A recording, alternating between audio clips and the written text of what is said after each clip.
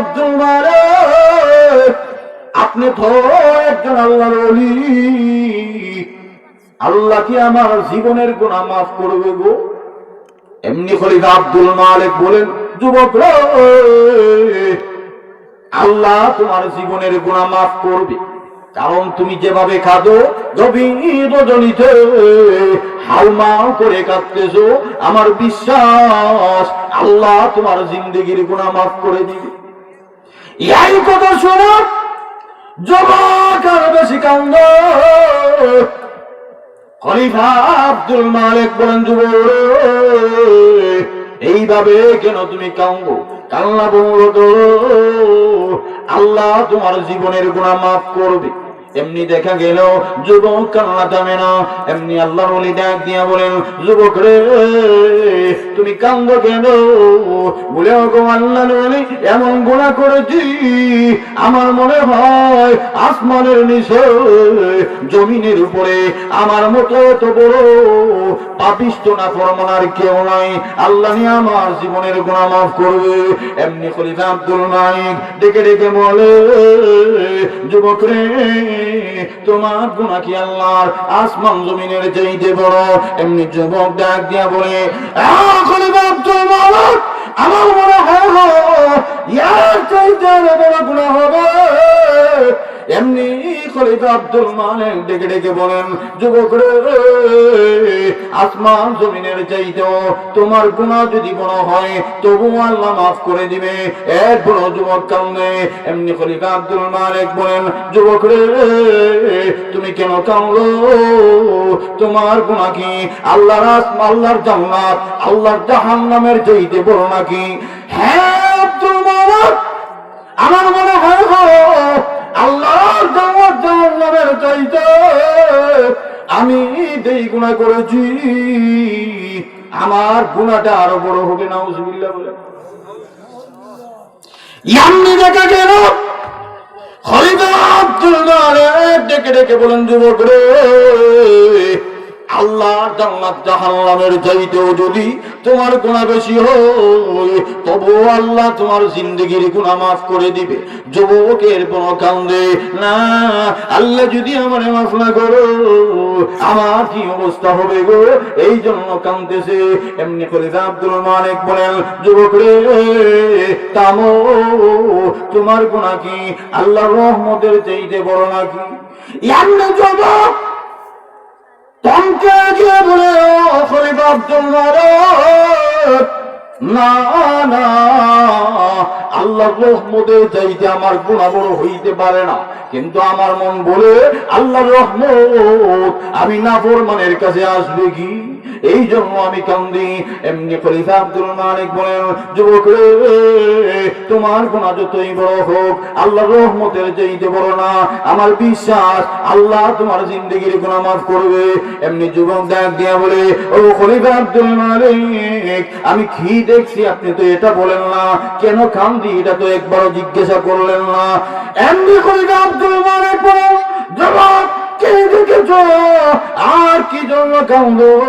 এমনি যুবক ডাক দিয়া বলে, ও খলিফাতুল মুসলিমিন, আমিরুল মুমিনিন খলিফা আব্দুল মালিক, আমি ইরাকের একজন টকবকে যুবক, আমার বয়স মাত্র 26 বছর, কিন্তু আমি কি করি জানেননি? আমি ইরাকের সবচাইতে বড় একজন কাফন সুর। কি সুর? খলিফা আব্দুল মালিক, আমি একজন ইরাকের সবচাইতে বড় কাফন চোর। কারণ আমি প্রতিদিন মানুষ মারা গেলে গো কবরের ভিতর নামিয়া লাশটা থেকে কাফনটা উঠাইয়া ইরাকের বাজারে বিক্রি করি, আর এইটা বেচা আমি আমার পরিবার চালাই, আমি আমার পরিবার লালন পালন করি। আমি যদি কাফন চুরি না করি গো আমার পরিবার উপবাস থাকবে। এই জন্য আমি একজন ইরাকের কাফন চোর।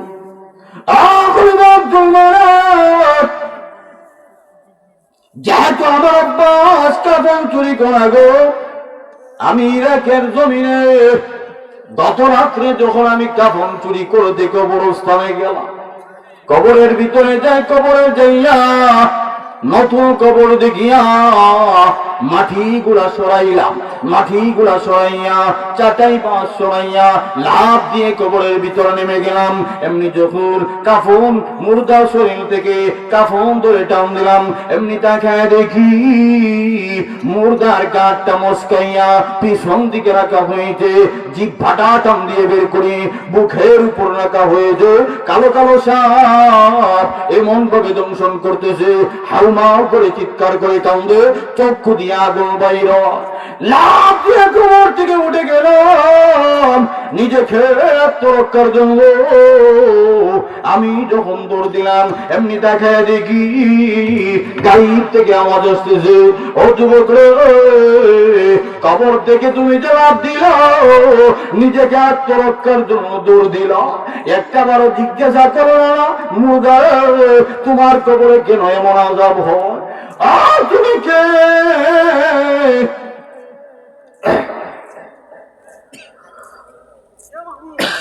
এমনি ডাক দিয়া বলে, তুমি কে গো? তোমাকে দেখা যায় না। আমি যে জিজ্ঞাসা করবো মুর্দারে তোমার কবরে কেন এমন আযাব হয়, আমার এত সাহস নাই। তোমার যদি জানা থাকে তুমি আমাকে বলো।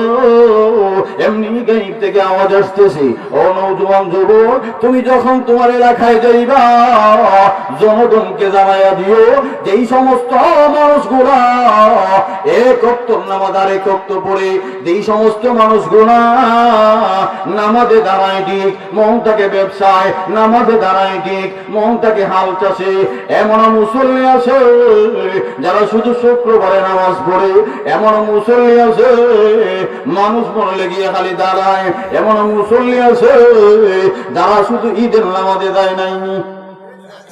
আপনাদের এলাকায় নাই?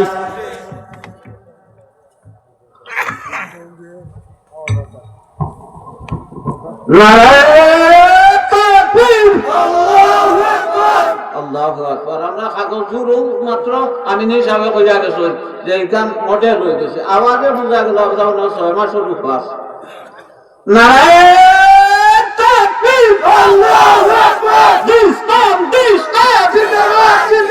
জিন্দাবাদ জিন্দাবাদ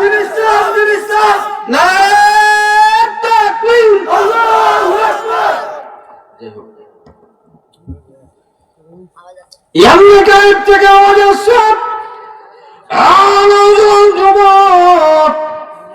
তুমি যখন তোমার পথে যাইবা মানুষগুলাকে জানাইয়া দিও যারা এক ওয়াক্ত নামাজ আর এক ওয়াক্ত পড়ে, তারা দেখা যায় নামাজে দাঁড়ায়, মনটাকে অন্য জায়গায়। আল্লাহ কুরআনে বলছেন, ফাওয়াইদুল লিল মুসাল্লিন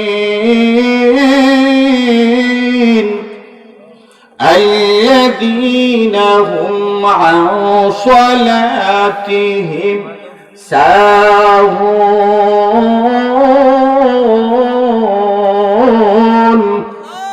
আল্লাহ বলেন, পৃথিবীর মানুষের যারা নামাজ পড়ে ঠিক, নামাজে অমনোযোগী, এই সমস্ত মানুষের জন্য ধ্বংস। আল্লাহ কোরআনে বলে দিয়েছেন।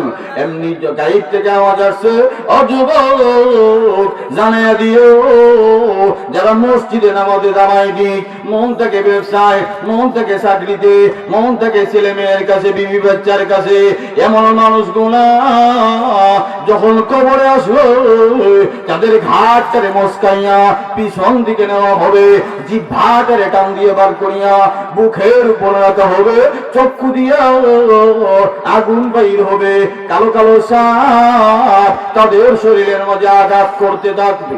নাউজুবিল্লাহ বলেন।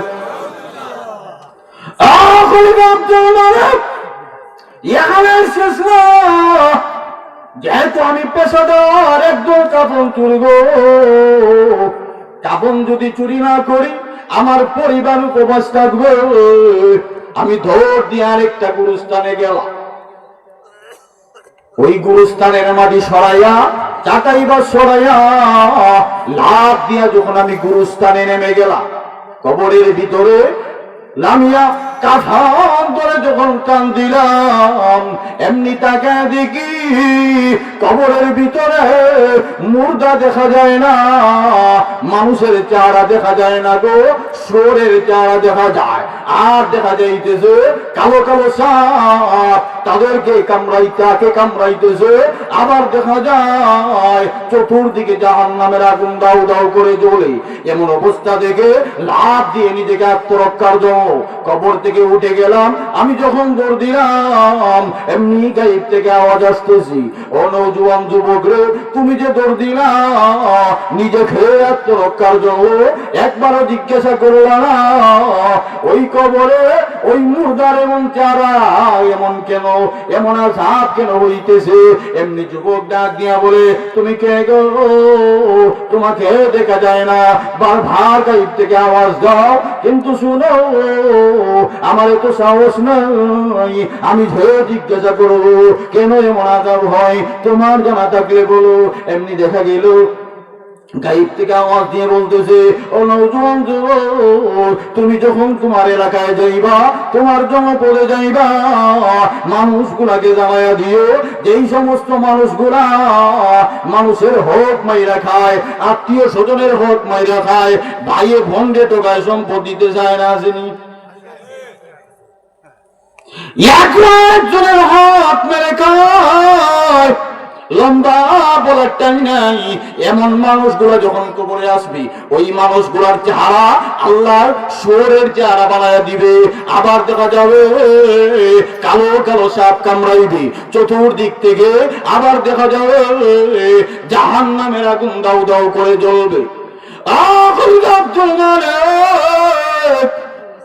আমি যদি কাফন চুরি না করি আমার পরিবার উপবাস থাকবে গো, যেহেতু আমি পেশাদার একজন কাফন চুর। আমি দৌড় দিলাম তৃতীয় নম্বর গুরুস্থানে। আমি যখন তৃতীয় গুরুস্থানে যাইয়া মাটি গুলা সরাইয়া চাটাই বা সরাইলাম, সরাই যখন নামলাম গো, আমি কাফন ধরে যখনই আমি টান দিলাম এমনি তাকে দেখি কবরের ভিতরে মুর্দার এমন হালত, তার শরীরে প্রতিটা জয়েন্টে আগুনের তৈরি ফেরাক, আগুনের তৈরি লোহার ফেরাক, তার শরীরের প্রতিটা অঙ্গে প্রত্যঙ্গে ফিরিস্তারা লম্বা লম্বা ফেরাক ঢুকাইতেছে। আবার দেখা যায় আগুন দাউ দাউ করে জ্বলে, আবার কালো কালো সাপ কামড় দেব।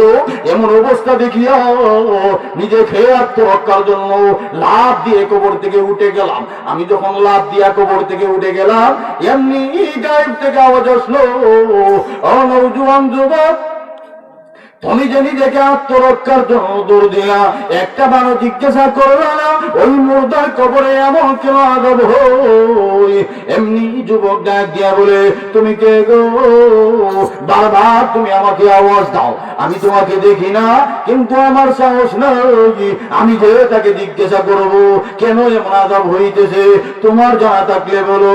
এমনি দেখা গেল নওজোয়ান যুবক গেল খো করে গায়েব থেকে আওয়াজ আসছে, হ্যাঁ নওজোয়ান যুবক, তুমি যখন তোমার এলাকায় যাইবা তোমার জনপদের মানুষগুলাই জানাইয়া দিও যেই মানুষগুলা দুনিয়ার জমিনে মদ খায়, গাঁজা খায়, ইয়াবা খায়, ফেন্সিডিল খায়, আসেনি না নাই? ইয়াবা মানুষগুলা যখন কবরে আসবে তাদের কবরে ফিরিস্তারা আগুনের তৈরি লম্বা লম্বা ফেরার তার শরীরের প্রতিটা জয়েন্টে ঢুকাইবে। আবার কালো কালো সাপ তারে কামড়াইবে। আল্লাহর নবী বলেন, এমন একটা সাপ দুনিয়ার জমিনে যদি একটু নিঃশ্বাস ছাড়তো তামাম দুনিয়া জ্বলে পুড়ে আঙ্গার হয়ে যাইত, ছাই হয়ে যাইত। এমন সাপ কামড়াইতে থাকবে। এমনি যুবক বলে, ও খলিফা আব্দুল মালিক, এখানেই শেষ না গো, আমি যখন তৃতীয় কবর থেকে আমি যখন কাফন চুরি না করতে পারি চতুর্থ নম্বর কবরে গেলাম, চতুর্থ নম্বর কবরে যদি না যায়, আমি যদি কাফন চুরি না করি তাহলে আমার পরিবার উপবাস থাকবে, ঠিক না বেঠিক? যেহেতু আমি পেশাদার কাফন চোর, এই জন্য আমি চতুর্থ কবরে গেলাম, চতুর্থ কবরে গিয়া মাটি গুলো সরাইলাম, চাটাইবা সরাইলাম, কবরের ভিতরে নামে গেলাম। কবরের ভিতরে নামিয়া আমি যখন কবরের ভিতরে নামিয়া কাফনের কাফন ধরে টান দিলাম, এমনি তাকায় দেখি কবরের ভিতরে মুর্দা একটা আগুনের তৈরি পিলারের মাঝে বান্ধিয়া, আগুনের তৈরি দিনজিল দিয়া বান্ধিয়া, আবার আগুনের তৈরি দিনজিল দিয়া বাইরায়, আবার দেখা যায় বড় বড় গোদা দিয়া বাইরায়, আবার আগুনের তৈরি পিলারের সাথে বান্ধা। এমন অবস্থায় মুর্দা চিৎকার দিয়ে বলে, কোথায় আমার স্ত্রীরা, তোর জন্য কত নাফরমানি করলাম, আয় আমাদের বাচ্চা, কোথায় গেলে আমার সন্তান, একটা বার আমার খোঁজ খবর নিলে না, আমি কবরে কেমন আছি, আমার একটু বাঁচা।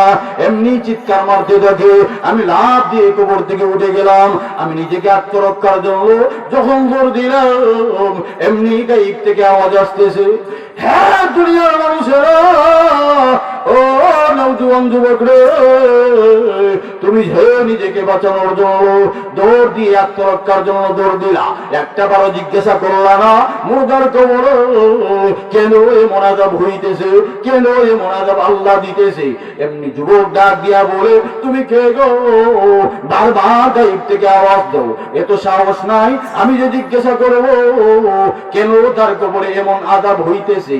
এমনি দেখা গেল গায়েব থেকে আওয়াজ আসছে, ও নওজোয়ান যুবক, তুমি যখন তোমার এলাকায় যাইবা মানুষের কাছে জানাইয়া দিও, যেই সমস্ত মানুষগুলা দুনিয়ার জমিনে মানুষের জিনিসগুলা চুরি করে, মানুষের জিনিসগুলা ডাকাতি করে, অন্যের আয় কেটে লায়, আবার দেখা যায় অন্যের জিনিস নিয়ে নেয়, আবার বলে এটা আমার জিনিস, এরকম যারা করে মানুষের চুরির কাজে লিপ্ত।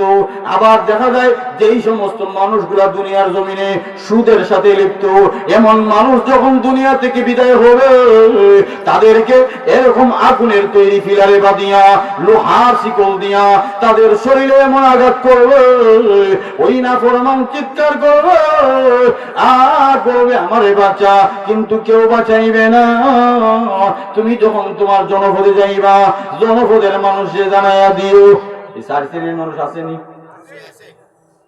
1 নম্বর যারা নামাজ পড়ে না, 2 নম্বর বললাম যারা আত্মীয় স্বজনের হক মাইরা খায় বা মানুষের হক মাইরা খায়, 3 নম্বরে বললাম যেই সমস্ত মানুষগুলা মদ, ইয়াবা, পেন্সিডিল এগুলার সাথে যারা জড়িত, 4 নম্বর বললাম যারা দুনিয়ার জমিনে মানুষের জিনিস চুরি করে সুদ খায়, এমন মানুষ যখন কবরে আসবে এই 4 প্রকারের আযাব হইবে।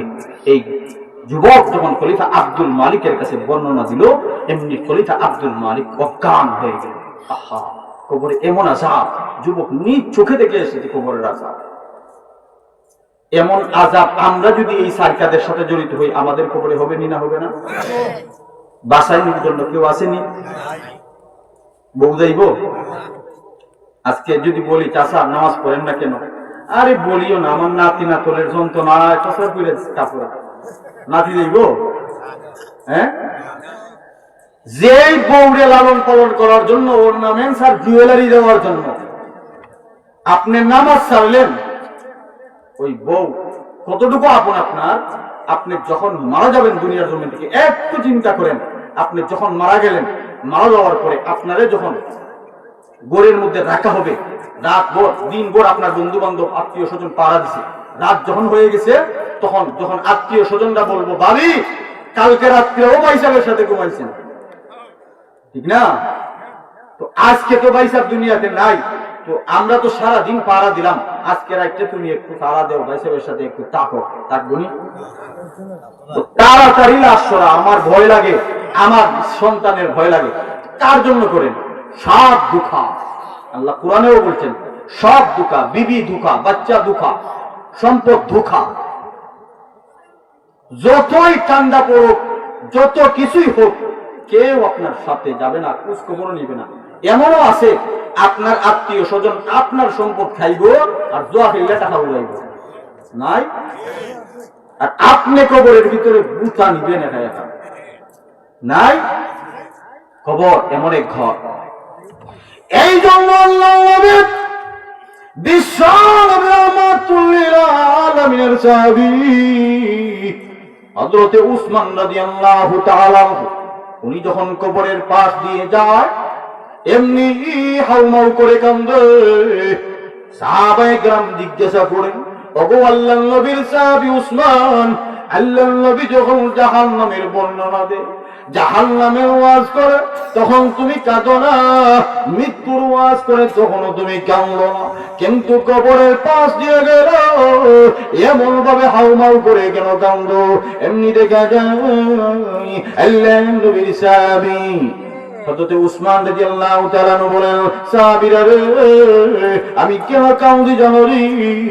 এই কবর এমন একটা ঘর, মানুষ যখন পৃথিবীর জমিন থেকে বিদায় হবে প্রথম নম্বর স্টেশনের নাম হয়েছে কবর। এই কবরে যদি আল্লাহর কোন গোলাম ধরা পড়ে যায়, সামনের স্টেশন গুলাতেও ধরা পড়ে যাবে রে। এই কবরে যদি কোনো গোলাম মাপ পাওয়া যায়, সামনের স্টেশন গুলাতেও মাপ পাওয়া যাইবে। আমি উসমান কবর দেখে এই জন্য জানি না আমি উসমান মৃত্যুর পরে প্রথম নম্বর স্টেশন কবর, কবরে তোরা পড়ব নাকি কবর থেকে পার পাওয়া যাইব। তাহলে বোঝা গেল কবর এমন এক ঘর, অন্ধকার ভয়ঙ্কর ঘর। এই কবরে আপনি যখন যাইবেন, এই কবরে গেলে পরে সাথী নাই, বাতি নাই, অন্ধকার, উপরেও মাটি। একটু আমরা যদি চিন্তা করি, যখন আমরা এই কবরের ভিতরে থাকব, আমাকে হেল্প করার জন্য, আমাকে বাঁচানোর জন্য, আমাকে সাহায্য করার জন্য আল্লাহ বলেন ফালা আনসাবা বাইনাকুম। কবর এমন ঘর, আত্মীয়তার কোনো বন্ধন কাজে আসে না। গিয়ে যদি বলেন আমি অমুকের ভাই, আমার সাত ফুলা, লাঠি লইয়া যখন বাইর এলাকার একদিকে যায়, তুই এসে তো আমার শাস্তি দি, মানবনি ফিরিস্তারা। আহা, এমন এক ঘর কবর। যাই মহাদেব আল্লাহ গোলাম দুনিয়ার জমিন থেকে বিদায় হয়ে যাবে, এমনি যখন মসজিদের মাইকে এলান দেওয়া হবে, আব্দুর রহিমের দুনিয়ার জমিনে নাই গো, আমার আত্মীয় স্বজনের কানে যখন এই আওয়াজটা যাবে, আমার মা চিৎকার দিয়ে ছটফট করে কাঁদবে আর বলবে, আমার সন্তান বুঝি দুনিয়ার জমিনে নাই রে, কতই না সময় দিলি মা মা বলে চিৎকার করে ডাক, আজ যে বিদায় হয়ে গেলি কে আমাকে মা বলে ডাকবে? যাই আমার বাবার কানে আওয়াজ যাবে, আমার বাবা চিৎকার দিয়ে কাঁদবে আর বলবে, আব্দুর রহিম তুই যে বিদায় হয়ে গেলি একবার ভাবলি না আমি অসুস্থ বাবা, আমার চিকিৎসার টাকা কে জোগাড় করে দিবে? এইভাবে কাঁদবে আমার ভাই, বন্ধু বান্ধব, আত্মীয় স্বজনের কানে যখন যাবে রে, ওরা দৌড়াইয়া কেউ যাইবে বাস কাটতে, আবার কেউ যাইবে মসজিদের পালকিটা আনার জন্য। মসজিদের পালকি লইয়া যখন আমি আব্দুর রহিমের বাড়ির দিকে আসব, রাস্তাঘাটে মানুষ যখন জিজ্ঞাসা করবি এই পালকিটা কার জন্য লইয়া যাও, এমনি ডাক দিয়া বলবে, কেন তুমি কি জানো না আব্দুর রহিম আর দুনিয়ার জমিনে নাই গো? আমি যদি ভালো মানুষ হয়ে থাকি, আমার নাম শোনা মাত্রই দুপুটা চোখের পানি ছেড়ে দিয়ে কাঁদবে আর বলবি, আব্দুর রহিম কতই না ভালো ছিল, কতই না ভালো একটা বন্ধু ছিল রে, কতই না আমাদের সাথে সময় দিত, নামাজের সময় আসলো বলতো আয় নামাজে যাই। আব্দুর রহিম যে বিদায় হয়ে গেল, কে আল্লাহ নামাজের দাওয়াত দিবে, কে ভালো কাজের দাওয়াত দিবে? এইভাবে কাঁদবে। আর আমি যদি নাফরমান হই, মানুষগুলারে যন্ত্রণা দেই, মানুষগুলারে কষ্ট দেই, চুরি করি, বলবে নাফরমান মরছে, দামটা বাঁচাইছে। ঠিক না বেটি? যাই আমার যদি ভালো মানুষ হই, আমার স্ত্রী কাঁদবে আর বলবি, স্বামী গো তুমি যে আমাকে রেখে বিদায় হয়ে গেলা, আমি কার সাথে ঘুমাবো, কে আমার সময় দিবি, কারে আমি স্বামী বলে ডাকবো গো, তুমি যে আমার বিধবা বানায় দিলা। দুই ফোঁটা চোখের পানি ছেড়ে দিয়ে কাঁদবি। আর আমি যদি আমার স্ত্রীর সাথে খারাপ আচরণ করি, আমি যদি খারাপ হই, স্ত্রী গোড়া ঘরের কোনায় দাঁড়িয়ে থাকবে, মানুষকে দেখানোর জন্য দুই ফোঁটা চোখের পানি ছাড়বে, আর মনে মনে বলবে না ফরমান মরছে, আমার জানটা বাঁচে গেছে। এখন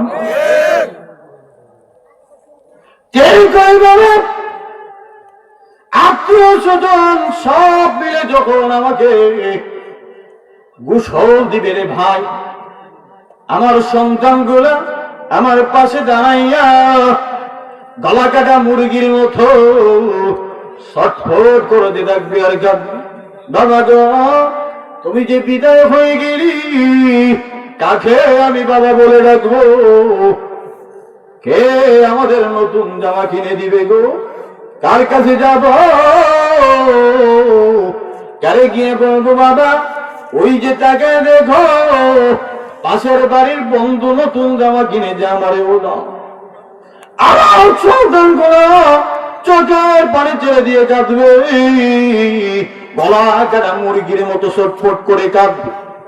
আমাকে কিন্তু এবার বাড়িতে কেউ রেখে দিবে না, মসজিদে পালকিতে উঠায়া সাদা কাপড় লাগায়া আমাকে যখন লয়ে যাওয়া হবে, আমি যদি না ফরমান হয়ে থাকি এমনি বলবো, আত্মীয় স্বজন আমারে তোমরা লয়ে যাইও না, কই যাও, এই যে কবর, কবরের ভিতরে অসংখ্য গণিত সাপ বিচ্ছু আমার জন্য অপেক্ষা করে, যাইও না, আমারে রেখে দাও। কিন্তু খেয়ে শুনে কার কথা, সবাই মিলে যখন লইয়া যাই, জানাজার নামাজটা পড়াইয়া যখন কবরের পাশে লাশটা নিয়ে যায়, এমনি দেখা যায় কবরের মুর্দা চিৎকার দিয়ে কামড়ে, আমারে রাখিও না, ও আমার সন্তান ওই যে দেখা কবরের ভিতরে সাপ বিচ্ছু বসে, কবরের ভিতরে আগুন দাও দাও করে জ্বলে রে, আমি একা কবরে থাকতে পারবো না, আমারে রাখিও না, এইভাবে চিৎকার দিয়ে কাঁদবে। এমনি দেখা যায় দুইজন মানুষ লাফ দিয়ে কবরে নেমে যাবে, বলবে দে দে দে আব্দুর রহিমের লাশটা আমার হাতে দে, বলেনি না বলে না, আব্দুর রহিমের লাশ হাতে লইয়া যখন কবরে রেখে দেয়, এমনি মুর্দা কি করে জানলি, দুইজন মানুষের পা ধরাইয়া বলে ভাইরে সারা জীবন ভাই বন্ধু বান্ধব আত্মীয় স্বজন কত মানুষকে সময় দিলাম, কিছু মানুষ আমার বাড়ি পর্যন্ত ছিল, জানাজার নামাজেও যায় নাই, আবার কিছু মানুষ জানাজার নামাজে গেছে কিন্তু কবরে পর্যন্ত আসে না, কিন্তু কিছু মানুষ কবরে আসছে। এই কতগুলা মানুষের মধ্যে তোমরা দুইজন বুঝি আমার সাথী হইলা, এত মানুষ থাকা সত্ত্বে দুইজন বুঝি আমার সাথী হইলা, এমনি বলবে এই দুইজন মনে হয় আমার সাথে কবরে থাকবে, থাকবে নি, একেবারে মজাকে রেখে যখন বাস দিতে দিতে এক ধন লাভ দিয়ে উঠে যায়, বলে না ফরমানের দুনিয়ার মানুষ সবাই বুঝি চলে গেলি, একটা মানুষ বুঝি আমার সাথী হইল। আরো কিছুক্ষণ পর যখন কবর থেকে দুই পারে লাভ দিয়ে উঠে যায়, এমনি চিৎকার দিয়ে বলে ও নিমক হারামের দল, তোদেরকে কতই না সময় দিলাম, তোদের কতই না খাওয়াইলাম, তোদেরকে খাওয়ানোর জন্য সমানে সুদ ঘুষ খাইলাম, চুরি ডাকাতি করলাম, নামাজ ছাড়লাম, আল্লাহ নাফরমানি করলাম, সবাই বুঝি বিদায় হয়ে গেলি, একজন আমার সাথে থাকলি না, নাফরমান এমনি চিৎকার দিয়ে বলবে নিমক হারামের দুনিয়া কার জন্য করলাম, কবরের ভিতরে বাঘ দিয়া মাটি দিয়ে যখন চলে আসবি, শেষ করে দিব, বাস দিয়া মাটি দিয়া যখন চলে আসবে, এমনি দেখা যাবে এই মুর্দা নাফরমান কবরের ভিতরে আসা মাত্রই তাকে দেখবে আসরের সময় হয়েছে, কোন সময়? যখনই মানুষ মারা যায় কবরে রাখা হয় তখনই দেখে আসরের সময় হয়। যদি নামাজি হয় বলবে আত্মীয় স্বজন পানি দাও, অজু করবো, আসরের নামাজ পড়বো, ফেরেশতারা বলবে না না এখানে নামাজের কোনো সুযোগ নাই। বলবে তোমরা কারা? নামাজ পড়তে হবে আমার, আসরের সময় চলে যাইতেছে, সূর্য ডুবে যাইতেছে। বলবে না না নামাজের সুযোগ নাই। এমনি আল্লাহ বলবে গোলাম রে, দুনিয়ার জমিনে নামাজ পড়েছো, এখন নামাজের জায়গা নাই। ফেরেশতারা আল্লাহর পক্ষ থেকে জানিয়ে দিবে নাউম কা নাউমাতিল আরুস, এমন ভাবে ঘুমাও যেমন ভাবে নববধূ ঘুমায়, কিয়ামতের আগে আর ডাকা হবে না। আর যদি নাফরমান হয় তাকায় দেখবে চতুর্দিকে সাপ বিচ্ছু। আবার ফেরেশতা আছে ইয়াতিহি মালাকান ফায়াজলিসানিহি, দুইজন ফেরেশতা আছে আশা উঠে বসায়, আবার প্রশ্ন করে তিনটা, যখন উত্তর দিতে পারবে না যেহেতু নাফরমান, আল্লাহর নবী বলেন দাইয়িকুলাহু কবরা, তার কবরে সংকীর্ণ করে দেওয়া হয়। নবীজি হাত দিয়ে দেখাইছে কেমন সংকীর্ণ হয়। এইভাবে এক হাত আরেক হাতের মধ্যে যেমন ভাবে ঢুকছে, এক পাথরের হাড় আরেক পাথরের ভিতরে ঢুকে যাবে, এমনি দেখা যাবে কবরটা যখন এভাবে ঢুকে যাবে আবার দাউ দাউ করে আগুন জ্বলবে। আবার বলেন আল্লাহর নবী বলেন দাইয়িকুলাহু কবরাহু ওয়ালবিসুলাহু মিনান নার, তার শরীরে দেখা যাবে জাহান্নামের আগুনের পোশাক পরিধান দেওয়া হবে। ওয়াফরিসুহু মিনান নার, আবার দেখা যাবে জাহান্নামের আগুনের বিছানা করে দেওয়া হবে। আবার দেখা যাবে ওয়াফতাহু লাহু বাবান ইলান নার, জাহান্নামের দিকে তার কবরে দরজা খুলে দেওয়া হবে, দাউ দাউ করে আগুন জ্বলবে। বলবে না দুনিয়ার মানুষ তোমরা এত নিমক হারাম, কেউ আমার সাথে আসলে না, তোদের জন্য এত সময় দিলাম রে, আজ আমি একা কবরের আযাবের ভুক্তভোগী হইলাম। আজ আমাকে সাপ কামড়ায়, বিচ্ছু কামড়ায়, কোনো আলো নাই, ফেরেশতা আমারে আঘাত করে আমারে বাঁচাও, কেউ বাঁচাইবনি। যাই হোক, লম্বা চূড়া আলোচনা, আমার সময় শেষ, 2 মিনিটের ওভার গেছে। তো যতটুকু বললাম, আমি যে এই কথাটা বুঝাইতে চেয়েছিলাম আলোচনার আয়াত এবং হাদিসের আলোকে, আমার অভ্যাস হইল আমি যে আয়াত করি হাদিস করি, মানে উল্টা হয়ে দেওয়া, এমনি আয়াত হাদিসের বাইরে এমনি সময় নষ্ট করার মতন আমি গিয়ে শুরু করি। আমি তাফসীরে আলোচনা করার সবসময় চেষ্টা করি, সবসময়ই চেষ্টা করি আমি। তো এই আলোকে আজকে যে আয়াত এবং হাদিস পড়লাম, বলছিলাম যে মৃত্যুর আগে আমাদের সাথে কি হবে, মৃত্যুর পরে আমাদের সাথে কি হবে। তো মৃত্যুর আগে আমাদের সাথে কি হইবে, মৃত্যুর সময় আমাদের কি পরিমাণের কষ্ট হবে, সবাই মরণশীল, মৃত্যুর আগে কি পরিমাণের কষ্ট হবে এটা বললাম। আবার মৃত্যুর সময় শয়তানের দুঃখ আছে এটা বললাম। আবার মরে গেলে পরে কবরের ভিতরে, এই যে বললাম ইরাকের যুবক নিজ চোখে দেখে এসেছে 4 প্রকার মানুষ 4 প্রকারের আযাবের মাঝে গ্রেফতার। এই কবরের আযাব কেউ সাথী হবে না, কেউ বাকি হবে না। কবরের আযাব থেকে যদি আমরা বাঁচতে হয়, এই মৃত্যুর কষ্ট থেকে যদি আমরা বাঁচতে হয়, নামাজ পড়তে হবে না ছাড়তে হবে? পড়বেন তো ইনশাআল্লাহ? না ওয়াজ শুনলে সকালে ফজরের নামাজ নাই? পড়বেন তো ইনশাআল্লাহ? যাই হোক, যতটুকু আলোচনা করলাম আল্লাহ যেন সর্বপ্রথম আমাকে আমল করার তৌফিক দান করেন, এরপরে আপনাদেরকে আমল করার তৌফিক দান করেন। সবাই বলেন আমিন। ওয়া আখিরু দাওয়ানা আলহামদুলিল্লাহি রাব্বিল আলামিন।